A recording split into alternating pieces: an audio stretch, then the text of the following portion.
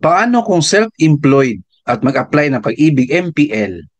Answer, pwedeng-pwede po mag-apply sa Pag-ibig MPL if active self-employed kayo. Ibig sabihin, nagabayad kayo ng Pag-ibig monthly, tapos 2 years active member kayo. Pwedeng-pwede po mag-apply ng Pag-ibig MPL.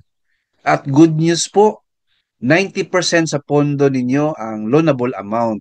So, ang importante po ay mag-fill out tayo ng loan application form, provided may dalawang witness na magperma.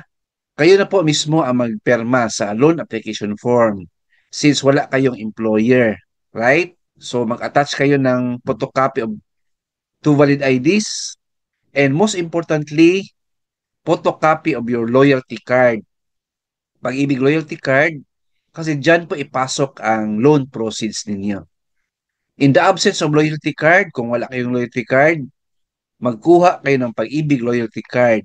Punta kayo sa branch ni Pag-ibig, magbayad kayo ng 125 at mag-fill out lang ng form at may ID capturing na.